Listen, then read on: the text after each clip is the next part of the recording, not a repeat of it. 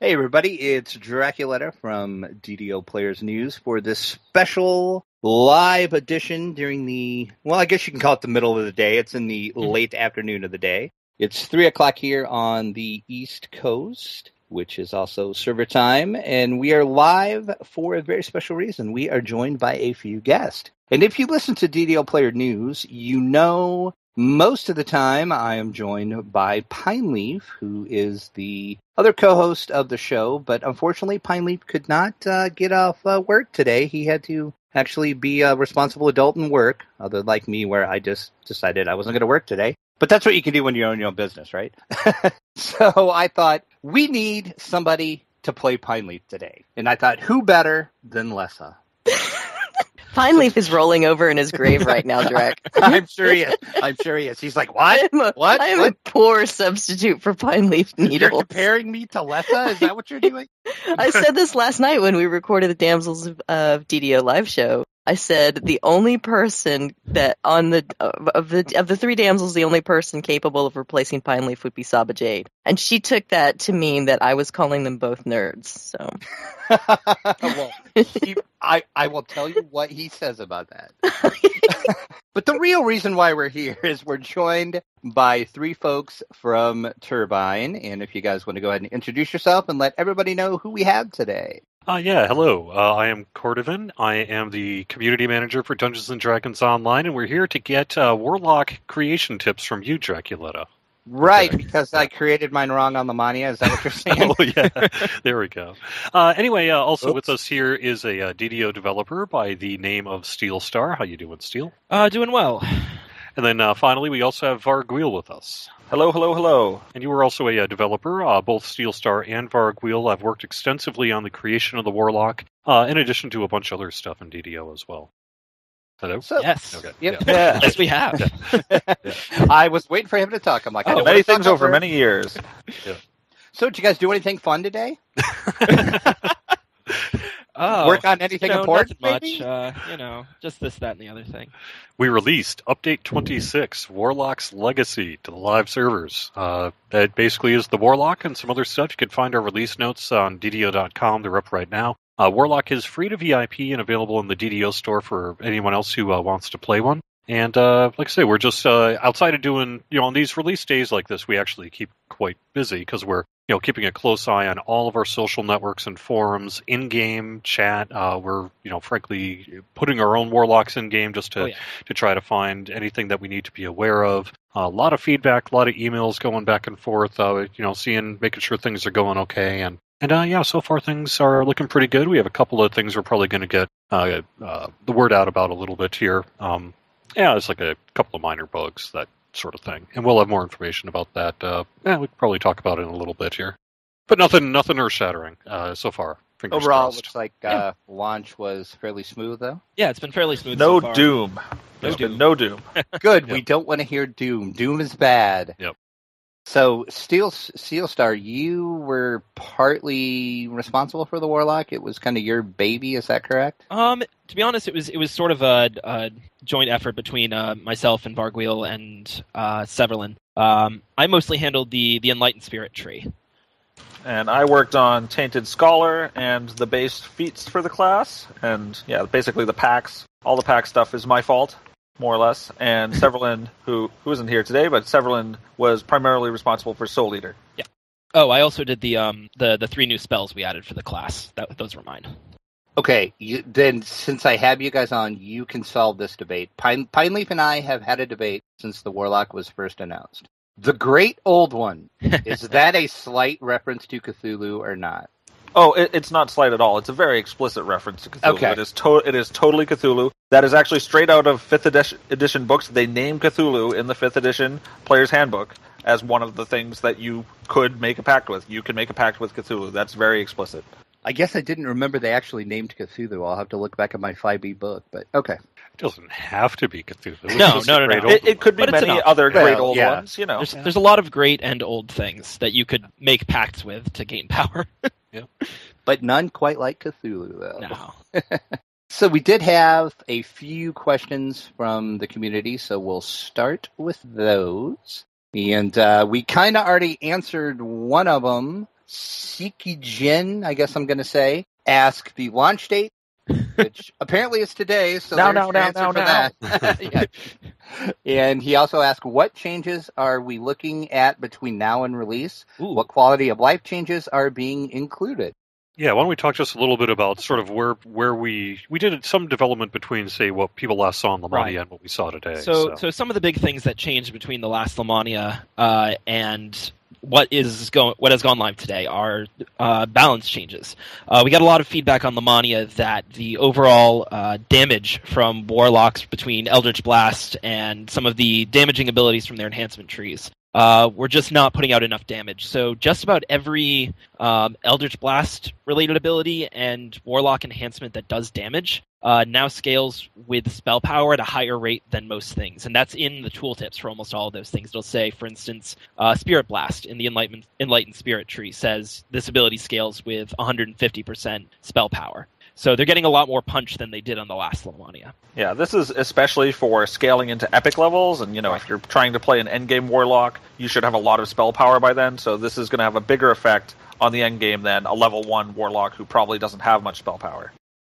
I think we also did a few changes to, say, the Enlightened Spirit. I'm not sure if that ever made it to Lamania or not as well. Yeah, that did. The abilities in Tier 4 and 5 that had done healing at one point in Lamania ended up as large amounts of temporary hit points. It's a different playstyle than what had been there before, but ultimately, in our internal playtests, we were able to run on Epic Elite at most levels just fine using those abilities. On Live today, I've been running a bunch of stuff on Elite just fine with those abilities, and I think they're actually going to be pretty good for the survivability of Warlocks.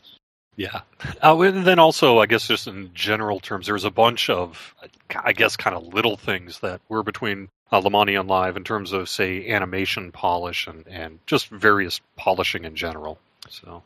Yeah, there were some of the bigger annoying things. We got auto attack working, which is pretty nice, since that's your basic attack when you're Eldritch Blasting. We got the ability to shoot up, which wasn't in before, so, we like having those kinds of things. Most Eldritch Blast abilities will break breakables now, which is really fun, actually. I've been having a lot of fun just smashing things with Eldritch Blast. I only played the first build on the Mani. I didn't play anything after that. But I noticed when I would switch my blast on and off, I would go in slow-mo. Did that get fixed? Or was that just something weird that I had the pleasure of finding on the Mania? So there was an issue where if you weren't firing and you started firing, there'd be a little hitch at the beginning where you'd slow down, and that was fixed in a more thorough manner. That shouldn't be happening anymore, basically. Okay, so, yes, you were not imagining it. Okay, yeah, and then basically I got stuck in slow, and I was moving really, really slow the whole time until I logged out. So yeah, apparently that is fixed. Okay, that should be fixed. That was basically the game thinking you were casting a spell the whole time forever. Ah, okay, that makes sense then. Okay, anything else you guys want to talk about on the update? Any other little small changes you made? A lot of the abilities in the enhancement trees are now affected by metamagics. So compared to Lamania, metamagics are a lot bigger of a deal for Warlock than they were before. Yeah, it still doesn't affect the basic attack Eldritch Blast, but all of the activated abilities and the enhancement trees, I think all of them now you benefit from some kind of metamagics. Yep. I would just add there are some non-Warlock related things that were added to the release notes as well that were done a little bit later. Like we added skill-focused spellcraft. We added the Radiant Servant's positive energy burst, no longer requiring a hard target to cast. You can basically just burst it around you whether you have someone targeted or not. That's an AoE healing effect. I think we have a couple other things in there as well that we added. Everyone we lowered gets some things in the charm. Monster Man. Yeah, Dismiss Charm, but that was on Lamania. But we had we lowered some of the requirements to complete some of the Hunter deeds in the Monster Manual. There's a half dozen or so that you could find in there as well. I think those are some of the biggest things, just kind of glanced over the release notes that I don't recall making it into Lamania. But. Yeah, I saw that change to the requirements for some of the deeds there, and I was excited about that. Because, I don't believe you had mentioned that in the previous Lamania notes. No, I hadn't. Yeah, I didn't think so. So I was like, well, that's awesome. Thanks for doing that. Yeah. It's always good when you sneak some little things in there that, we're not looking forward to. Oh, yeah, it was totally deliberate. You always have a plan, don't you? No, it was not deliberate. It was just really a fairly late change that we were able to get in, so we wanted to include it while we could. Yeah. Okay, we'll go on to our next question, and this is the elephant in the room, as it was. If you've been on the forums lately, you've seen this is a hot topic. Shu asks, why can't they just leave Holy Sword alone? It's not overperforming compared to Barbarian. 2 times crit damage, our Bard's crit increases. In addition, Pallies didn't much else worthwhile in the past, including defense in the DOS tree. Vanguard is arguably better for a fighter. So do either one of the 2 devs we have, Steelstar or Vargoyle, want to take a stab at this, as it were? Sure.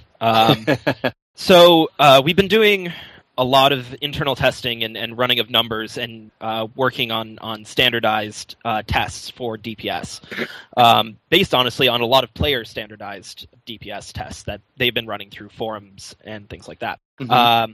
And Paladin builds as a whole are coming out, in some cases, leaps and bounds ahead of other classes. It's not going to be the case that every Paladin is much further ahead than any other, randomly chosen build, but there are particular Paladin builds that, at the top of their game, are much, much higher than anything else. So the things we're looking at for Holy Sword are trying to bring them back into the realm of where other things are.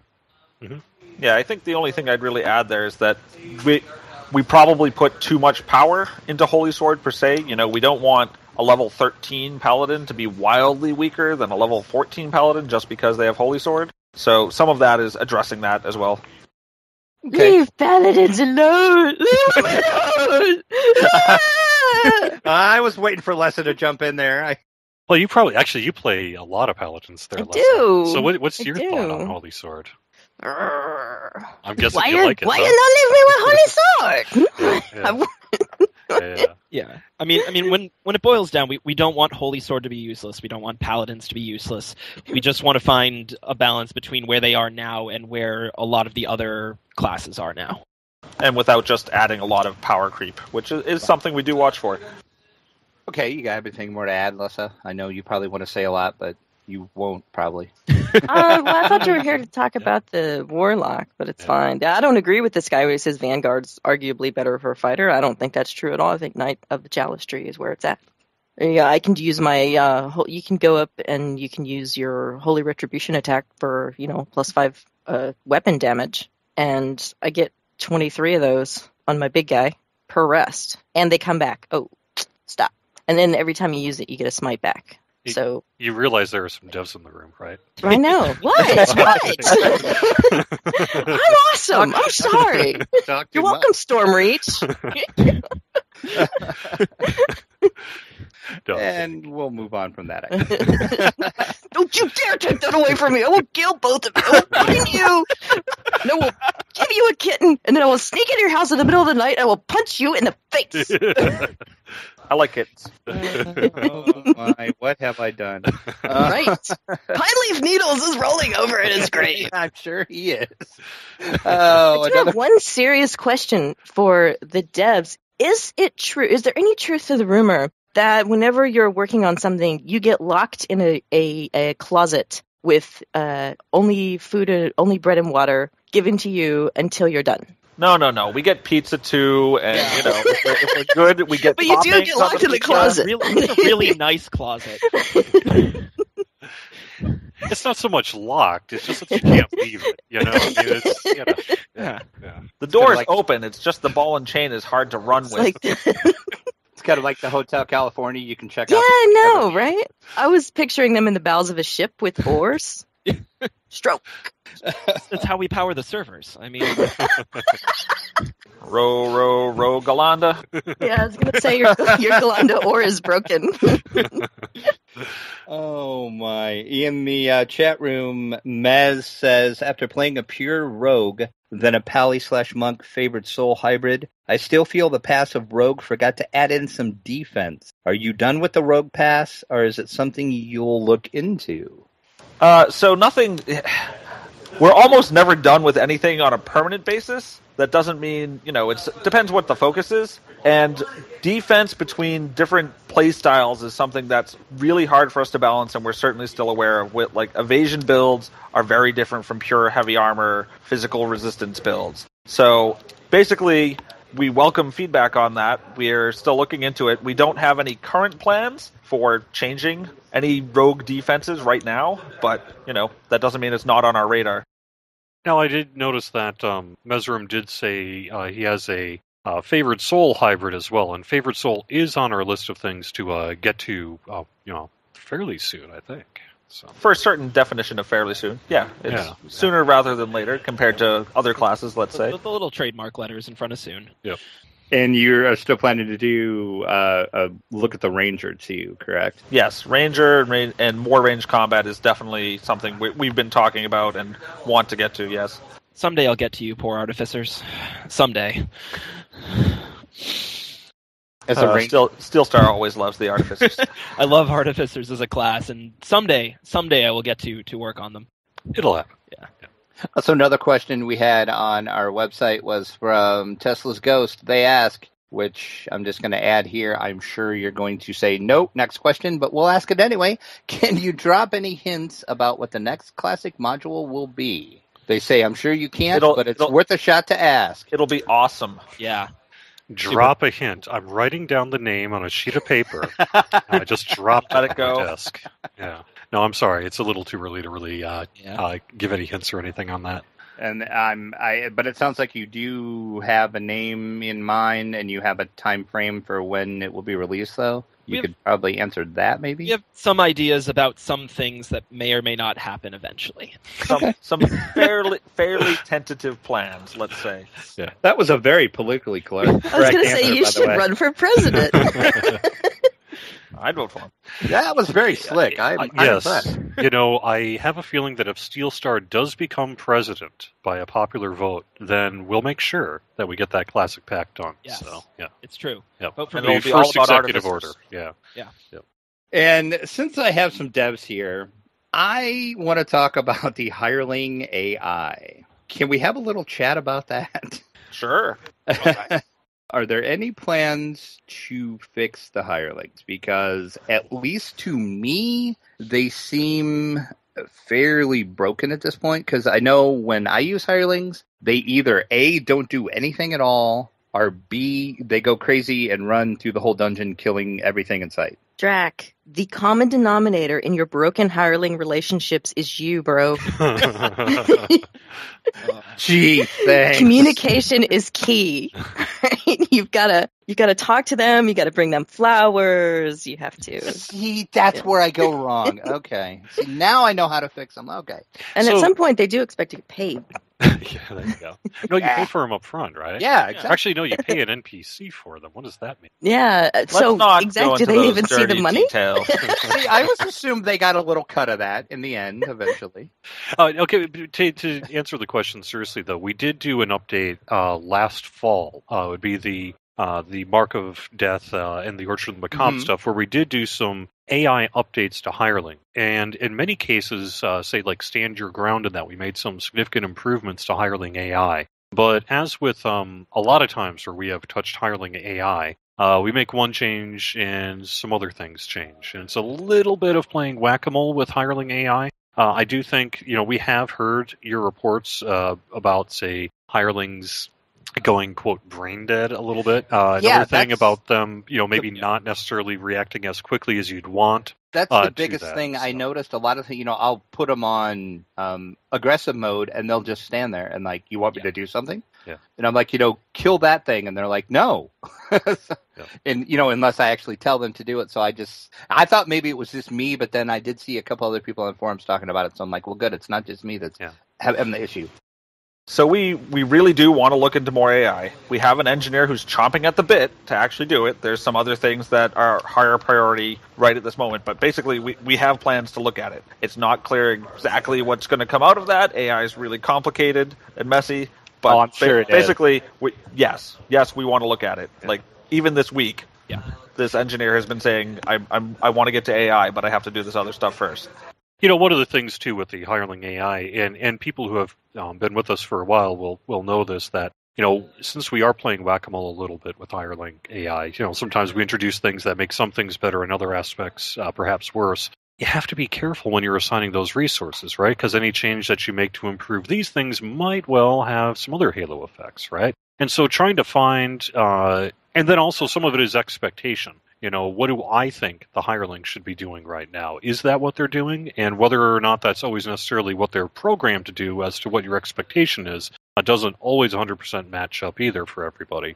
So the main goal for what we want to do with Hireling AI is to find that middle ground where most people are happy with the way they're working. Functionally, they're working as well as we can get them to work and all the rest. Are we ever going to have a hireling that could basically solo EE content without you doing anything? No. I just don't know that we're going to get AI to that state. But I do think we can improve it from where it was, or where it is right now. I'll just speak for myself. I can't speak for any other players, but I don't think I would want that either.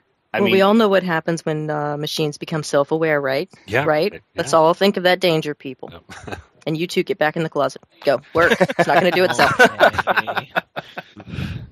Oh. Back to the Warlock, since we have you two on, is there any hints or tips you can give players on maybe how to build your Warlock, or maybe some little hints you've learned just from creating them? What you envision for the Warlock? How's that? I know that's kind of an open-ended question, but we could give a little bit of a primer on how they work in character creation. One of the first things to let people know is charisma is their main stat. So it determines things like spell points that they would get, and a bunch of other stuff. Really, what all does charisma impact for Warlock? Do you? It affects their DCs for enemy saving throws against their Eldritch Blast and all of their spells, which is a big deal. Yeah. Based on your pact, if you're Great Old One or Fiend or Fey, you'll do extra damage, but that extra damage has a saving throw, so you're going to want to increase your DC. So many Warlocks take Spell Focus Evocation, for instance, or if they have it, Wizard Past Life, that kind of thing.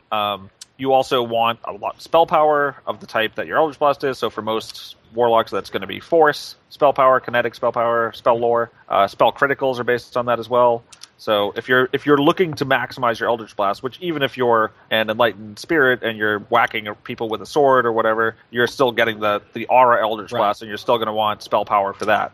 I would say that you can have a weapon or a shield or something equipped, provided it works for your combination of classes and all that sort of thing, and still do your Eldritch Blast. So you can get the benefits of, say, those offhand and main hand item slots while still wielding your Eldritch Blast. In terms of your main and offhand items, again, you can really equip anything you're proficient with. Things on melee weapons that do on hit aren't going to proc with Eldritch Blast, but equipping things that provide spell power or defenses are actually going to be really helpful, even if you're Eldritch Blasting. Also, things that trigger on spellcasts do work for Eldritch Blast, so things like Lantern Ring we expect to be pretty popular with Warlocks. We should also mention that depending on the pact you choose, there are some alignment restrictions, so that's something to be aware of when you're looking at, say, multi-class or character creation. I'm trying to remember what it is. It's Fiend is not lawful, right? Fiends cannot be good, and Great Old Ones cannot be lawful. And the feedback for that is not as good as we would like it to be. So what it actually means is if you choose Great Old One, you won't be able to activate your pact if you're lawful, which can cause some. And this is where we would like better feedback, basically, because you could still make that character and then just not be able to activate your pact, which is unfortunate. Yeah, but that's something to be aware of when you're making it, is that there is that alignment restriction with your pact. So yes, I don't know. I guess that's really a lot of the main things. Eldritch Blast sort of does work independently. You don't have to equip anything to do it. You do need to turn it on. You'll have, say, a pact icon that you'll just sort of click to turn on your Eldritch Blast and all that sort of thing. Which means you can, of course, toggle it off if you want to as well. Yeah, it's probably worth talking about metamagics a little bit. Metamagics don't affect your basic attack Eldritch Blast, but they do affect most of the enhancements. I think we mentioned this briefly already, but there's a whole bunch of activated abilities that deal damage in the enhancement trees, so you'll still want metamagics for those, or for anything on your Warlock spell list. We have another question from the chat room for you guys. Falsia says, any chance on working on making feat change? Are like today, free feat respec due to the loss of completionist, not reset enhancement, and epic destiny for no reason at all. Not quite sure if I understand that. So I think I understand it, which is if you had the completionist feat and lost it due to today's update, because now you need Warlock to have completionist, then I suspect that she's seeing that her epic destiny points are getting reset and her enhancements are getting reset, so you have to rebuy them. I think the issue is that they're not getting reset, and they feel that they should be getting reset. Do we normally reset enhancements when a completionist is sort of reset? So I definitely don't. This is the first time since the enhancement pass with Update 19 that we've introduced a new class. The last one was Druid in Update 14. So I don't know that this has actually happened in DDO before. And maybe I'm misinterpreting. Basically, it's something that we could look at. Yeah, right. But I'm not sure. I'm not sure how likely it is that anything will change there. If you're not getting a free feat respec, it seems like that a free not a feat respec, but enhancements and epic destinies. It seems like that is not a bad thing to do. Yeah. And then Mez has a follow up to that question. When level 30 hits, will we have to recomplete all lives again? No. Yeah, just basically no, because the extra 2 levels going from 28 to 30 will be epic levels, so it doesn't impact your heroic reincarnation in really any way. It may be worth mentioning that we are expecting to change the requirement for epic reincarnation to stay at level cap, as we've indicated since Update 20, when epic reincarnation was introduced. So you will need to go from level 20 to 30 in order to epic reincarnate. Okay, so Felicia actually updates, says, I lost my completionist and then took only the past life arcane prodigy. It reset my fight, tree, and 3 epic destinies. I'm not sure about that one. Why that one would reset certain enhancements and destinies. Right, so this is a little mysterious. That sounds like it should not have happened. There are times it's supposed to happen if you take a feat that your enhancements depend on. It sounds like that is actually probably a bug at this point, but we'd have to look into it a lot more to be able to say what might ever change with that or what we'd be able to look at. It is definitely annoying to have to rebuy everything. To clarify, it is intended that some feats, when they are added, or actually not really added, removed, will reset particular enhancement lines or destinies because, again, of the feat prerequisites. Shouldn't necessarily be the case with completionist, but again, we'll take a look into it.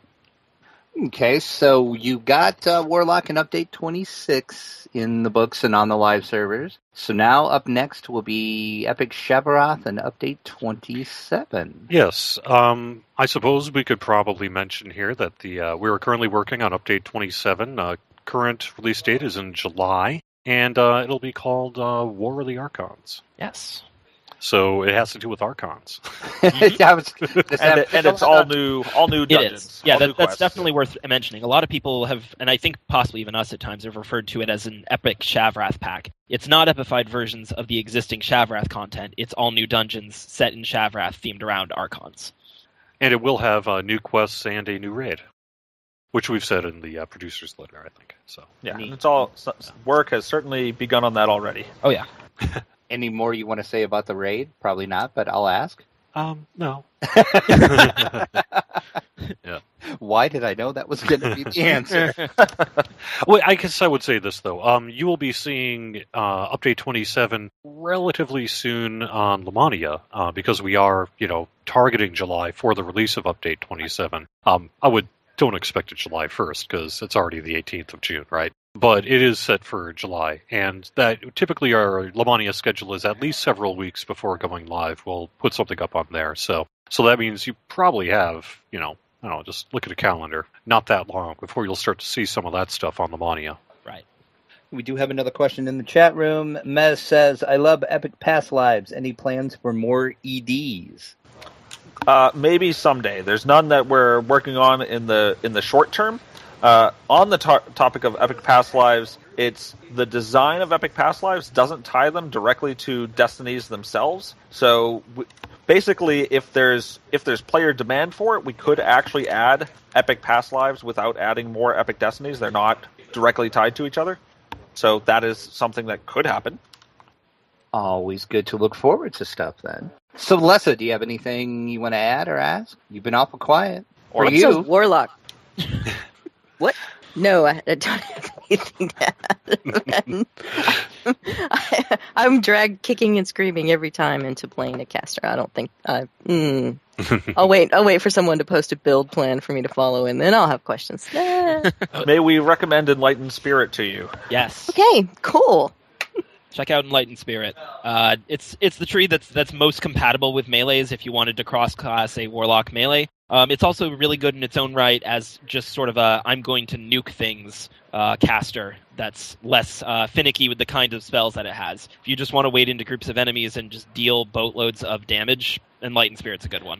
Let me try to put it in a way that I know maybe you'll appreciate there, Lessa. So, because you're a warlock, you may have a high charisma. And if you have a high charisma, then that means you're probably good looking. So if you max out Enlightened Spirit and wield a weapon, that means that not only are you killing things close up, but you are so incredibly good looking that everyone around you is just like stunned and damaged and doing all sorts of things just because they're near you. And it's probably because you're good looking, not because you haven't taken a bath in several years. But let's say it's because you're good looking, right? So Sold. yeah. You're welcome, Stormreach. That's right. I own this bar. And then another question with the chat room: is there any more plans to add any new races? That is There a are- question that we should maybe answer later. There are tentative plans at the very, very best. You guys are so mysterious. We talk about things all the time, but might not happen for a while. I'm sure I would love to sit in on one of those meetings too, because I'm sure it would be amazing to hear some of the ideas that are thrown around that us players probably never ever see, but they sound amazing on paper. Oh, amazing is one word for it. Yeah. There is another question coming from the chat room. I know that it says, what is the craziest split you guys have come up with when testing the Warlock? I know that Battlemaster Saba Jade, one of the damsels, is really considering mixing Fighter into her build. Well, Purple Dragon Knight Warlocks are definitely a thing. There's a lot of those running around today. Yeah, like I've even just logging in today, I've seen a whole bunch on live. So there are so many possible splits that we build a whole bunch of them and plan a whole bunch of them, and then you guys come up with 10 times as many. Yeah. Basically, there's so much crazy ways to build a character in DDO. Yeah, I'm rolling a cleric warlock cross right now to get all the light damage I can out of Enlightened Spirit, and it's a pretty good combo.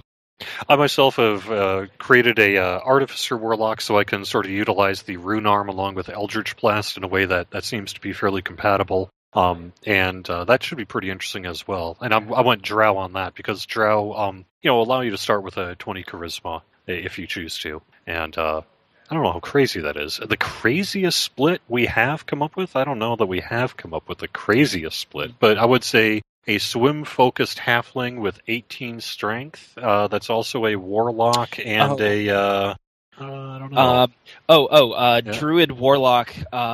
Eldritch Blasting in wolf form. Bearlock? Bearlock. Bear and Wolflock, where you just fire the Eldritch Blast from your mouth. Okay, now that sounds amazing, though. Yeah. Pew, pew, pew. I actually haven't decided what I'm going to do with my Warlock, so I might take that Druid under consideration. That sounds awesome. I don't know how viable it is, because I haven't put serious thought into it yet. Into that particular cross class, I just at one point I'm like, I wonder if you can just fire the Eldritch Blast while you're in the animal forms, and you very much can. I also wanted to make a Warforged War Chanter Warlock just so I could name him War. War Cubed? Yeah, the War Cubed. There you go. That's a good Warforged, right? A War Cube. Yes. So were there any things that you guys maybe tried in your internal testing that just did not work on the Warlock at all? Not that I can think of. I mean, I'm sure there are some, but I think what you'll find, one of DDO's greatest strengths is it is possible, given enough effort, to do just about anything you want. I mean, some of them are going to be more optimal than others, but it's pretty hard to make something that truly can't work ever in this game. So, with enough planning and game knowledge and that, you can probably make just about anything work, unless there's any absolute restrictions, like, say, Paladin Fiend Pact, things like that you can do. But And Drac has gone deadly silent. You've killed him with all of this information. He's rolling up a test warlock. to see Yeah, that's right. what happens when we do nothing. He's on the character creation screen. He's like tabbed out. He's not paying any attention. I have an unrelated Warlock comment, not related to the Warlock. Is this true?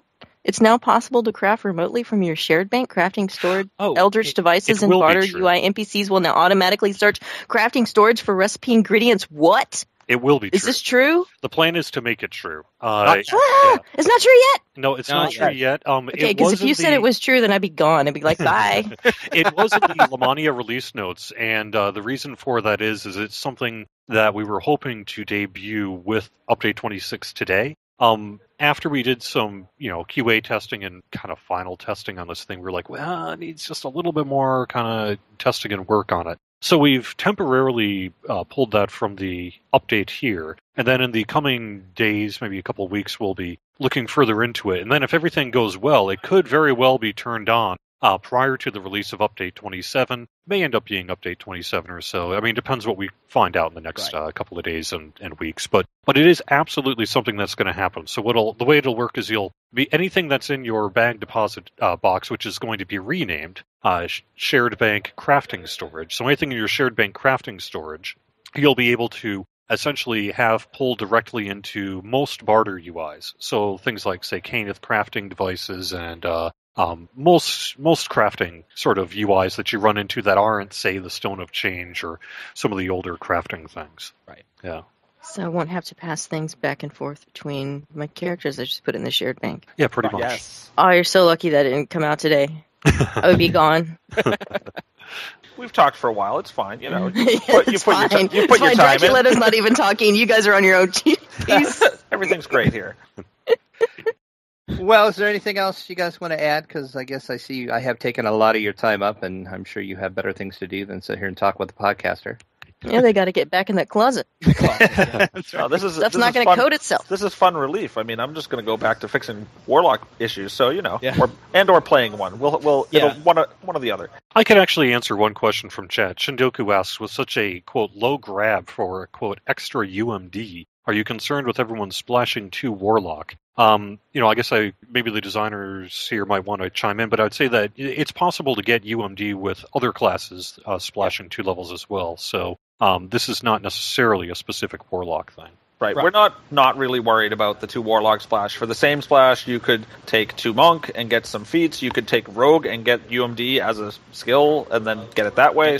And Evasion, it turns out, is pretty good too. Some people like that.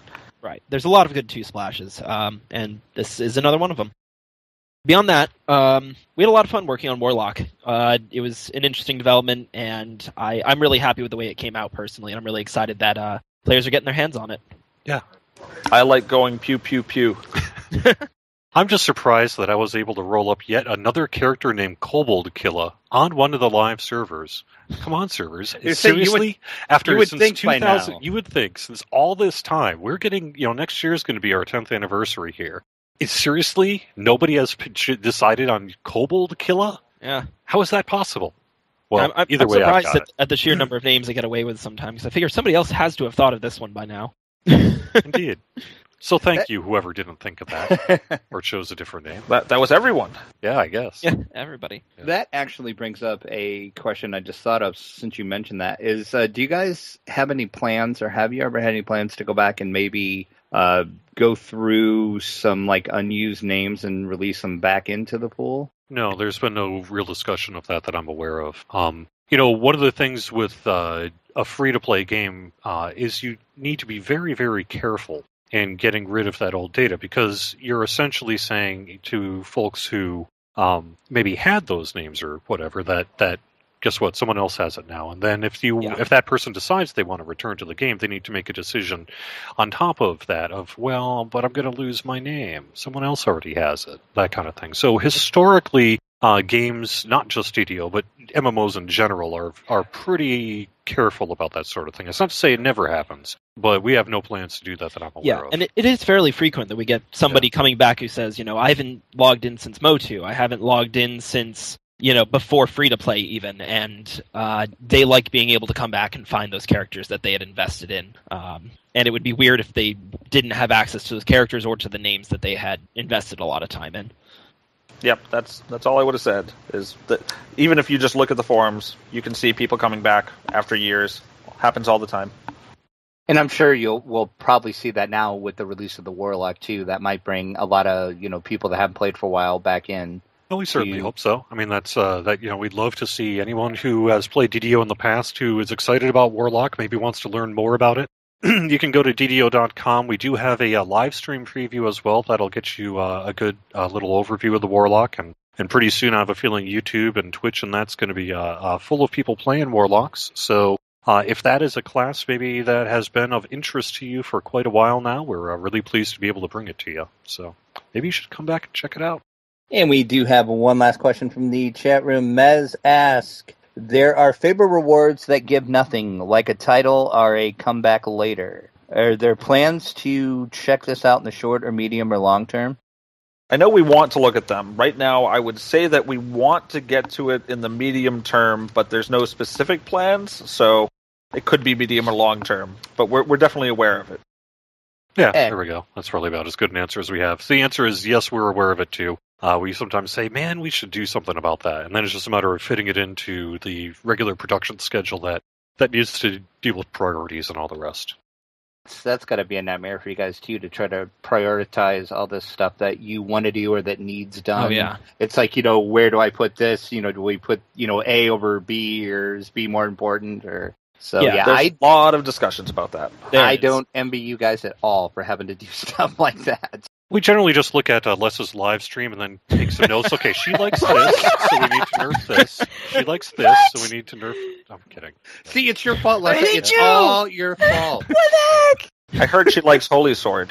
I'm going to go write it on the Nerf board now. Thanks there you a go. lot. Everybody blame Lessa. While you're writing things on the board, please make me a teeny tiny Aerotricos companion and put him in the DDO store and make him twice as expensive than everything else so I can buy him, please and thank you. That can be your fault too. All right. So the moral And of also the make story... me an Aerotricos plushie and put him online in the Turbine store. I'll also make an online Turbine store. There you go.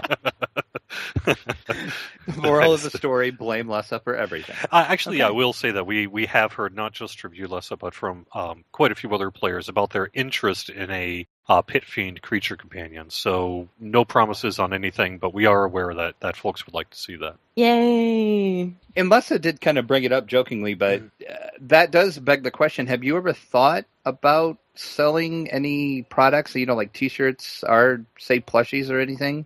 Oh, it's something that has come up several times over the years. There are certain sort of business realities that make that a difficult thing to actually do. I don't know how much I can really get into the business side of things, but typically physical products like T-shirts and that oftentimes have separate licensing than some of the other things that go on. So it's not to say it's impossible, but it would take a significant effort to sort of work through some of those things, and it's something that just has not been possible up till now.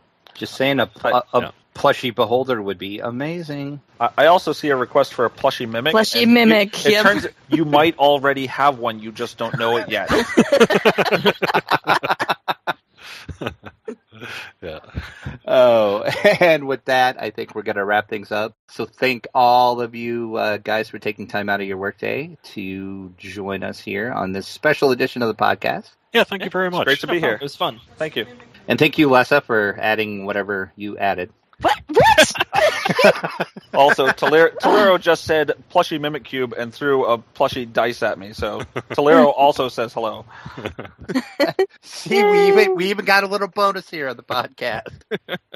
And for you that missed this, or maybe you came in later on in the live stream we had here, we are going to replay the show during the next episode of DDO Players News, which will be Monday night. We'll probably put it in at the end of the show. So we go live 8:30 p.m. Eastern on Mondays. So a little bit later on after that, you'll be able to hear this in its entirety during the show on Monday night.